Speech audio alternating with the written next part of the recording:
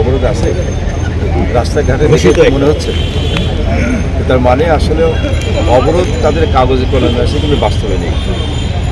BNP আমরা বলেছি BNP এখন আর রাজনৈতিক দল না, তারা এখন তাদের নানান ধরনের অপকর্ম করতে করতে তারা এখন জনবিচ্ছিন্ন হয়ে সন্ত্রাসী দলে পরিণত হয়েছে। তারা এই রাজনৈতিক কর্মসূচির নাম করে যেভাবে পেট্রোল দিয়ে বাসে বা ট্রেনে আগুন দিয়ে পুড়ে ধ্বংস করতেছে, এটা কোনো রাজনৈতিক কর্মসূচি হতে পারে, এটা ধ্বংসাত্মক কর্মসূচি, সন্ত্রাসী কর্ম। বিএনপি এখন সন্ত্রাসী দলে পরিণত হয়েছে এবং যার কারণেই কিন্তু সাধারণ মানুষ এই দলটাকে আস্থা করে নিক্ষেপ করেছে। তাদের এই দলের আহ্বানে দেশের ভালো সাড়া দিচ্ছে না, আর এই দলের কোনো কর্মসূচিতে সরকার তো দূরের কথা, সাধারণ মানুষও কোনো চাপ অনুভব করছে না, যার ফলে একেবারে স্বাভাবিক জীবনযাত্রা আছে।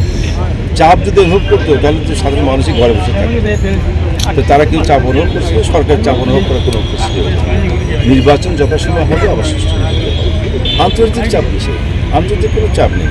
আমাদের যে আবার সুষ্ঠু নিরপেক্ষ নির্বাচন করার যে আমাদের সবাই প্রত্যাশা করছে, যেটা আমাদের মাননীয় প্রধানমন্ত্রী শেখ হাসিনা উনি বারবার বলেছেন যে আমরা জাতীয় সংসদ নির্বাচন আবার সুষ্ঠু নিরপেক্ষ করতে বাধ্য করতে।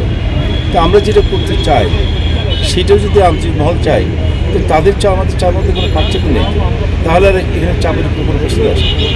আমি মনে করি কোনো আন্তর্জাতিক চাপ বা আভ্যন্তরীণ কোনো চাপই নেই, নির্বাচন স্বতঃস্ফূর্তভাবেই হবে, যথাসময়ে অবশ্যই।